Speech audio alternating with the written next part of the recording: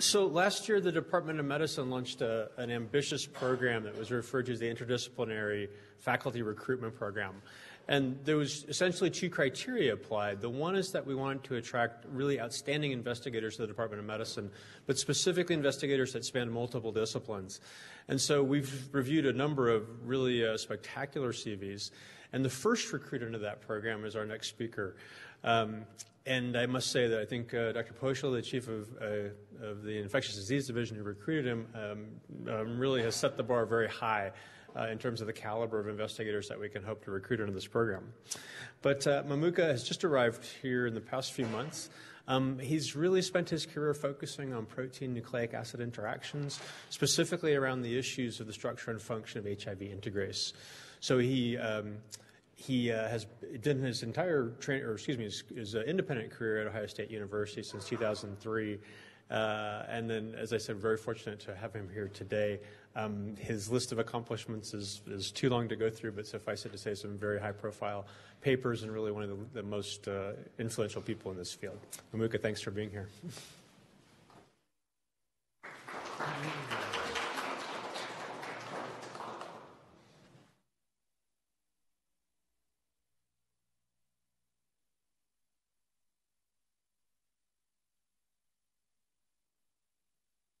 I think maybe go ahead.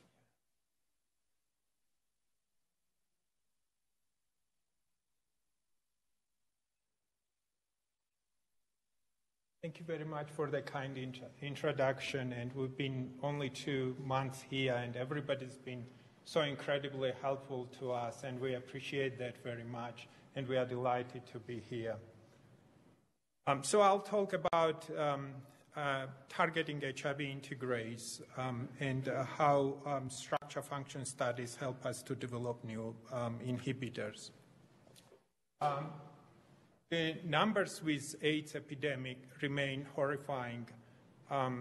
Only one positive thing we can say about it is that AIDS-related deaths peaked in 2005, and since then it's been declining. And the reason for the decline is the antiretroviral therapies, and this slide gives the history as different drugs been developed that target different HIV proteins at different stages of the HIV life cycle. But these drugs do not cure HIV. These are lifelong therapies, and adherence remains a major problem. The lack of adherence results in the development of resistance phenotypes, and these resistance phenotypes remain a major clinical problem and dictates the need for developing new antiretroviral therapies. Here is the HIV life cycle briefly. HIV infects CD4 positive lymphocytes. It also uses chemokine receptors to get inside the cells. HIV is a retrovirus. It has a single-stranded RNA genome, which is reverse transcribed by viral reverse transcriptase into double-stranded DNA. Integrase, another HIV encoded enzyme, binds viral DNA ends, takes it from the cytoplasm into the nucleus, and integrates into the human chromosome. So that completes the early steps of the virus life cycle, and the integrated virus is called provirus. Then HIV takes advantage of human machinery and through transcription and translation, it makes new RNA genome, it makes new HIV proteins which assemble at the plasma membrane. They bud, mature, and then infectious particles go and infect new cells. So the focus of my talk will be HIV integrase, and retrovirology textbook tell you that this is the main and only function pretty much of HIV integrase, and that is to integrate double-stranded DNA into the host DNA. And integrase does that in 2 steps, which called 3' processing, where TG dinucleotides are removed from each viral DNA ends, and then strand transfer reaction happens, which is catalyzed by integrase through transesterification reaction. It covalently joins the viral DNA to the host DNA, then human gap repair proteins repair the DNA, and HIV becomes permanently integrated into the host DNA. So integrase strand transfer inhibitors have been developed, that is raltegravir, elvitegravir, and dolutegravir. This is relatively recent development. Raltegravir was developed first in 2007, entered the clinic, and these inhibitors witnessed widespread success, and they are frontline therapies now to treat HIV patients. And they are called strand transfer inhibitors because they specifically block the strand transfer step. So, of course, understanding the structural basis, how they accomplish it, very interesting, and particularly to look at the complexes, how integrase manages to catalyze these reactions. So we've been collaborating with Salk Institute, Dmitry Limkas, who uses cryo-EM to look at the structures of the complexes. And here is the structure of tetrameric strand transfer complex. Individual integrase domains are colored in different colors, and they assemble on 2 viral DNAs, you can see here, as they going in to the host DNA right here. So if you add the host factor, which I'll talk a little bit about after this slide, which is LEGF, contains integrase binding domain that are in black here. They bind around the integrase dimer interface, which you can't clearly see, but I'll zoom in a little bit. What happens is now this small complex, well, relatively small complex, tetramer converts this higher order oligomer. But it's not a random oligomer, it's actually very precisely assembled 12 subunits that are wrapped up around the viral DNA and also contact the host DNA to carry out the concerted integration.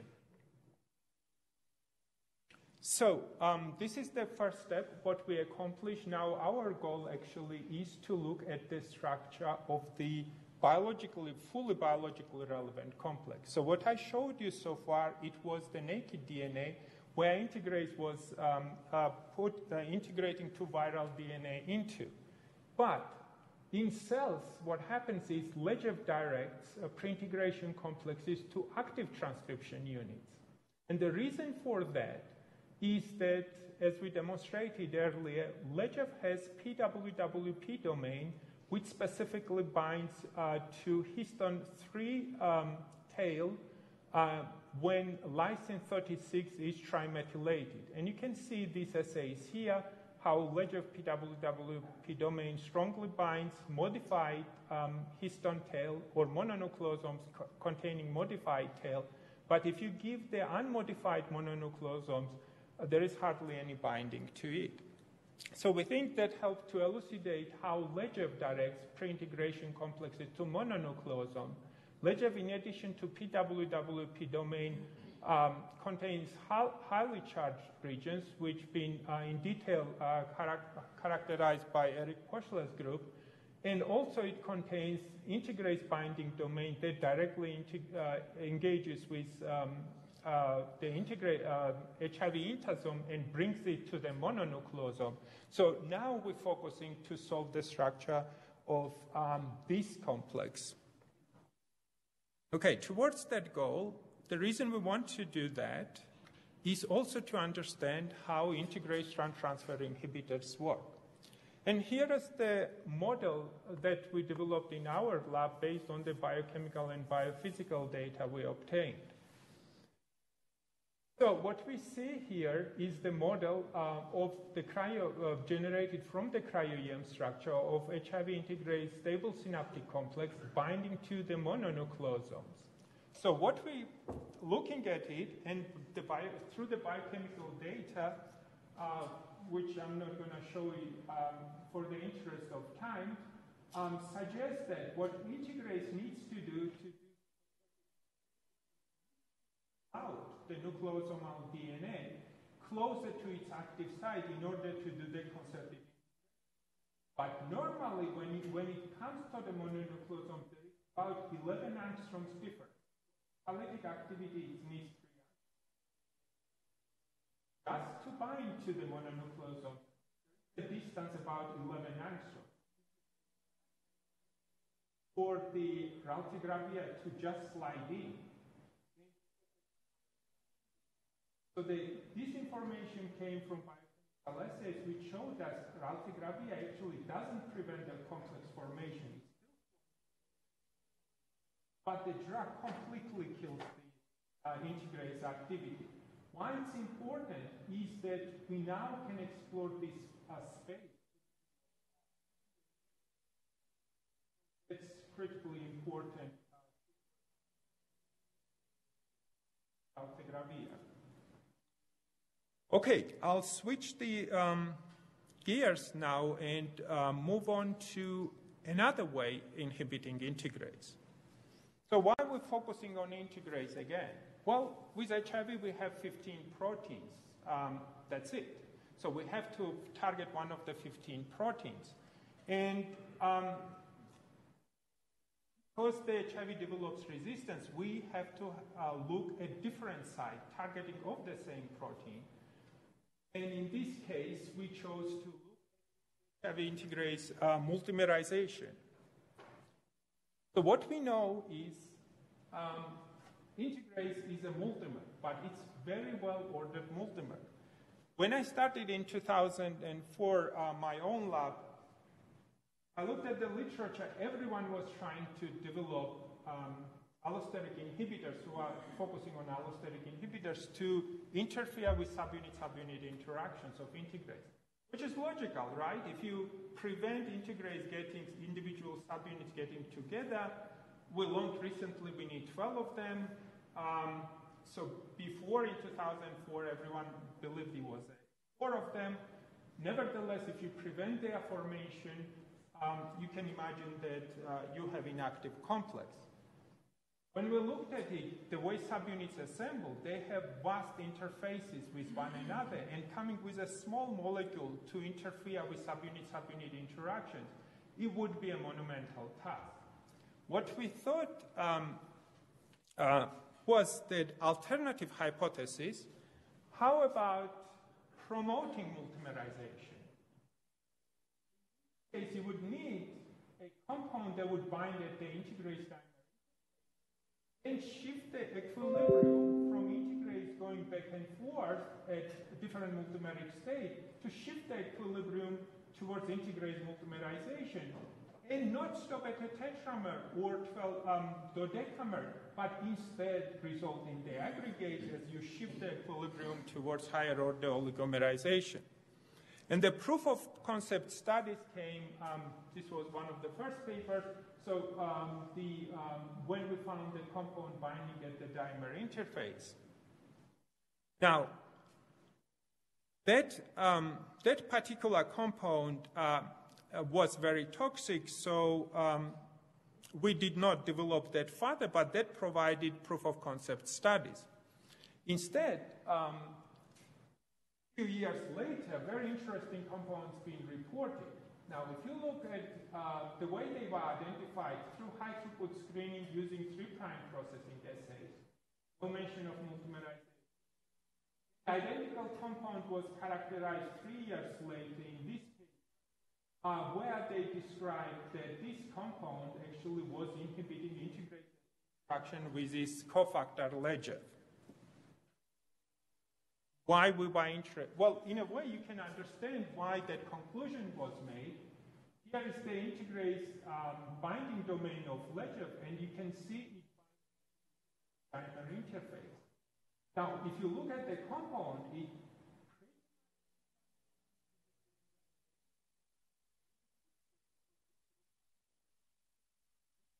compete with the cofactor binding. So why did we get involved? Because we looked at it and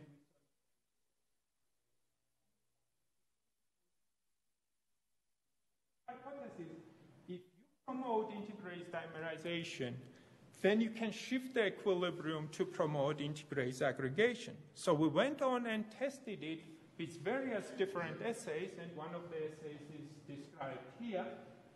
That is dynamic light scattering that tells you the size of the particles. Integrase, soluble integrase, which makes sense to integrate.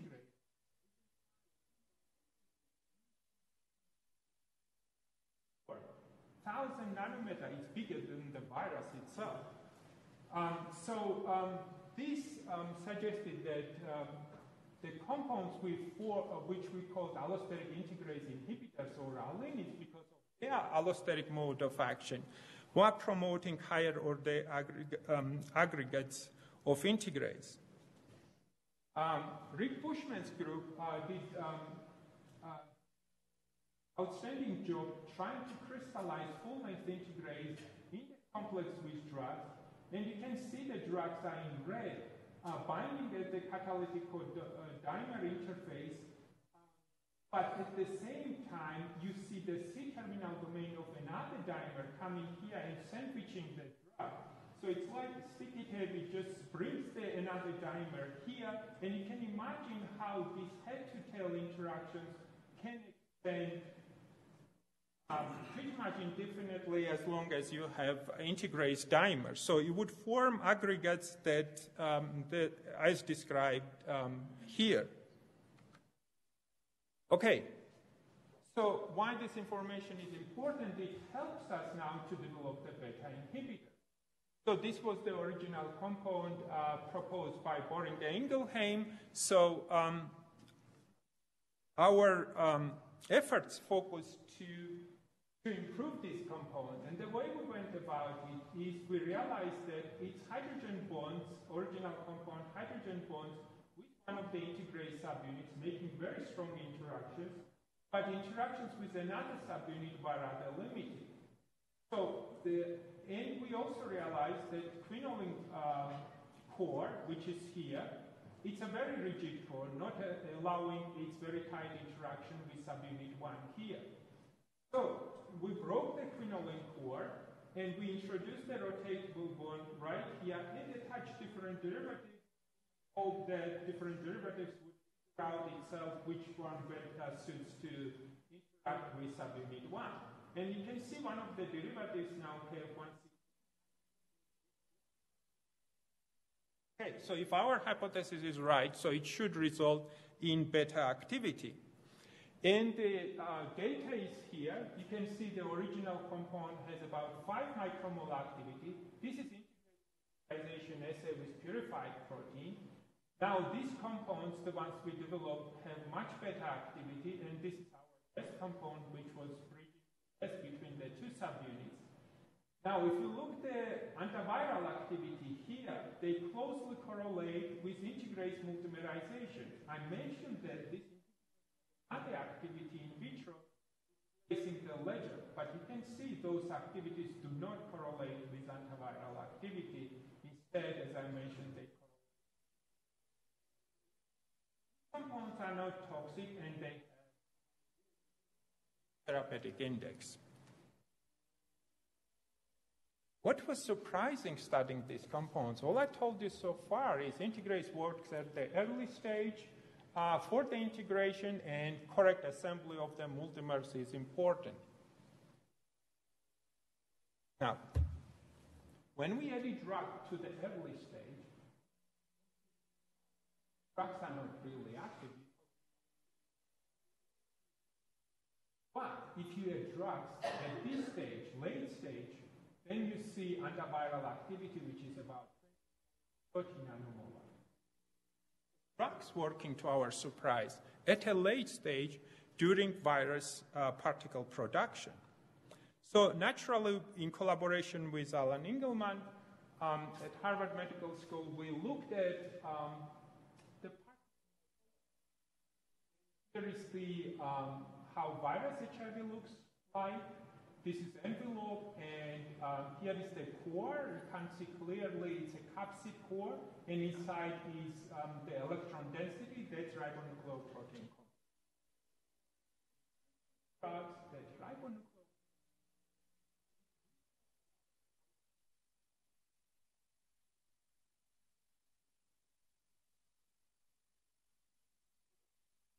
that was striking observation, the way these drugs behave. They still target integrase. And when we looked at the integrase in these virions,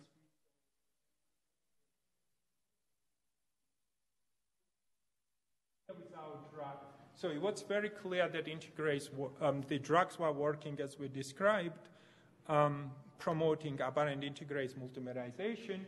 One more assay with the LEGEF knockout cells that were generated in whether or not you have LEGEF. So these drugs do not care about LEGEF. They solely work through promoting aberrant integrase multimerization. So that led us to mechanistic studies where we went back and looked what is it integrase doing during the particle morphogenesis. One of the assays we used was cross-linking immunoclassification.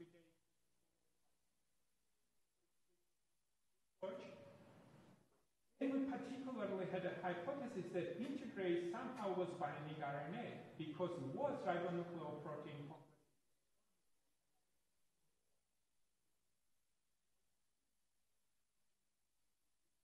Viral RNA. Furthermore, through deep sequencing, you can map the binding site of the integrase on the viral genome. What we realized is this was highly reproducible and it wasn't a random binding. So what integrase could be doing to the viral RNA, and this is yet another technology to look at it, atomic force microscopy, it doesn't bind to the surface. Viral RNA does, and you can see these worm-shaped structures, which is what you would predict for viral RNA of this size. Now, if you add the integrase to viral RNA, you can see dramatically the shape of the viral RNA changes. Furthermore, if you zoom in this picture, what you see is the viral RNA. Integrase, the rest of it you see structure, those we believe are the viral RNAs bound to the integrase. Here is the key experiment. If the viral, in the wild type HIV, as I showed you, integrase binds to the viral RNA, they wipe out. Now, when I was a drug resistance program at NCI, I was told that if you want to demonstrate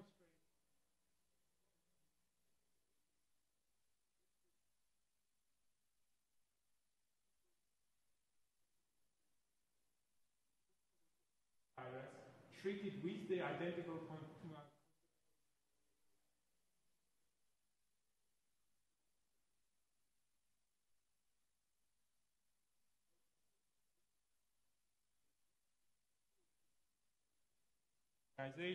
they interfere with integrase binding to RNA, and that results in eccentric core particles which are not infectious.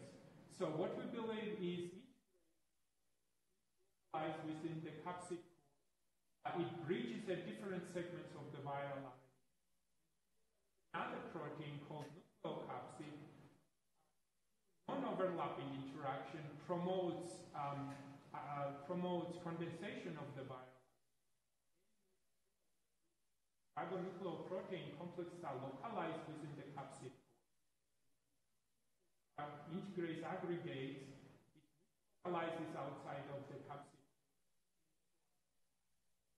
Ribonucleoprotein complex.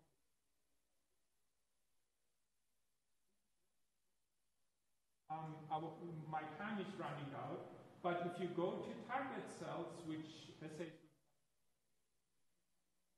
integrase is rapidly degrading, both integrase and viral RNA meet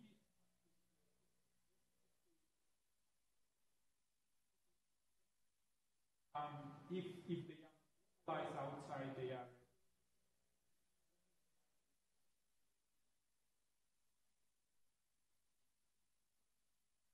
So these studies brought us to the following conclusion, that HIV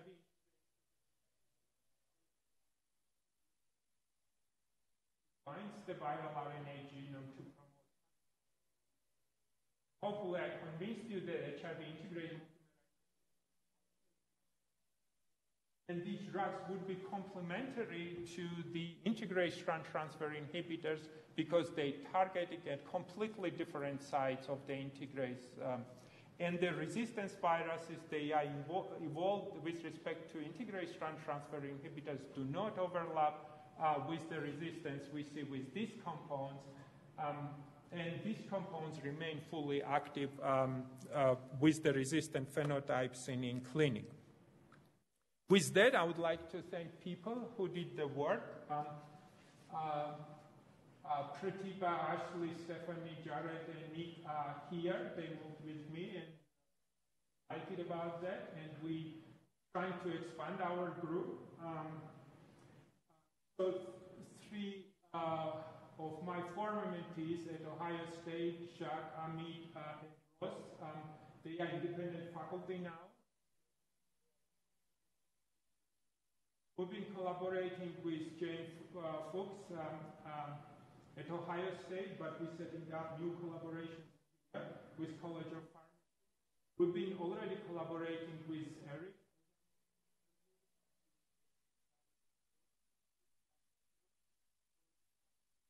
For Asturias, we're very excited because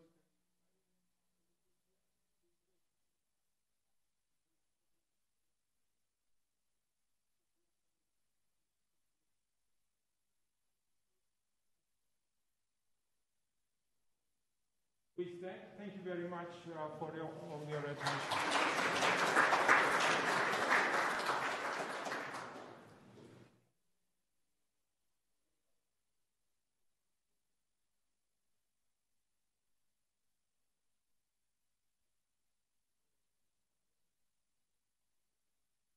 So, very good question. So, if we go back,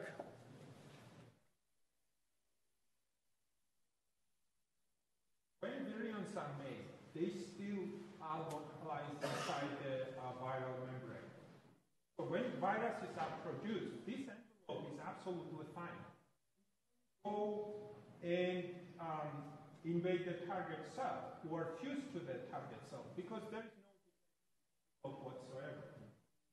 Gets into the target cells and it fuses with the target cell. So it releases what's inside the membrane, right? So RNA gets exposed, and in cytoplasm, within less than 2 hours, integrase is fully degraded. RNA. So cellular proteins sense them,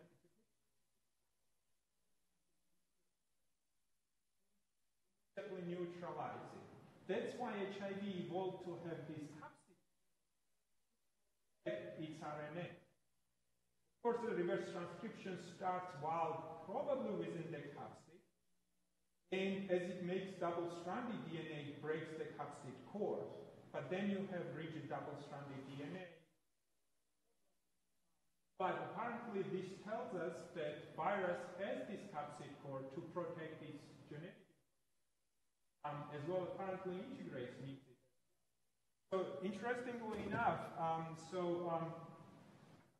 years ago, Eric's work showed that integrase is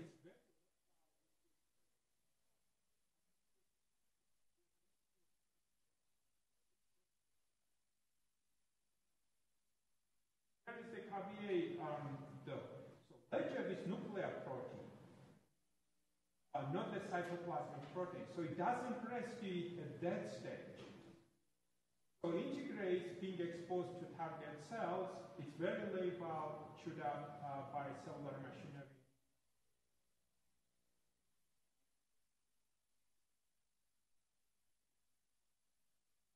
So they are in clinical development at the moment, but yeah, they would be combined with other inhibitors. complementary to all other clinically used.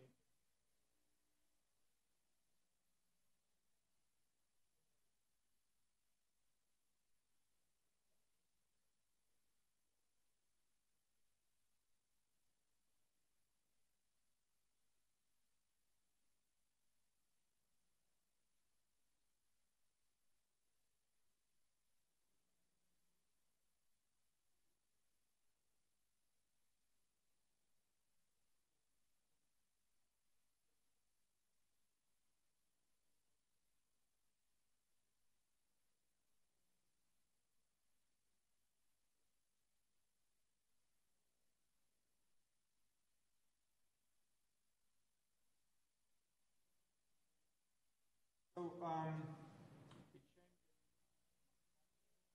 a conflict of interest, but that's exactly for our next grant proposal, what we want to figure out.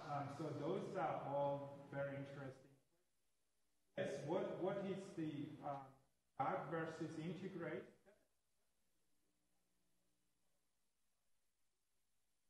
Furthermore, about 20 years ago, gave us some very similar phenotype. At that point, people were, oh, well, you're mutating, you don't know. There wasn't that much of a focus, but since these drugs came around, we went back and refocused on those findings, what may be going on during the viral particle maturation. What's interesting is drugs do not affect gut pulp. So they get inside the virions. We want to understand that. Why do they not affect gut pulp? So what we think is happening at the moment, which is on the hypothesis level, pulp and gut. So gut stabilizes gut pulp and it remains dynamic. Drugs bind to gut pulp, that's how they get inside the virion. Nothing to it. Actually, gut pulp and gut, an integrase is released, and RNA drugs already bound there and start aggregating. Now, your question about what gut does, it's still bound.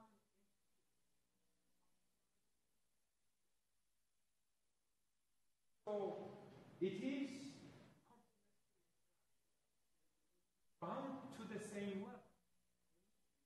But we wipe out selectively integrase RNA interaction.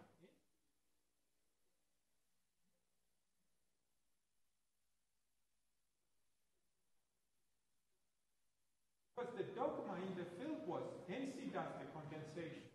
Why do we need integrase? Yet we see the phenotype. Those are very interesting questions I don't know answers to, but I would love to find out.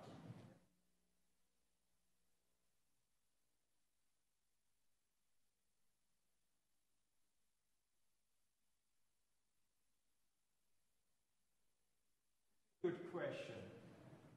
Yeah, we don't know.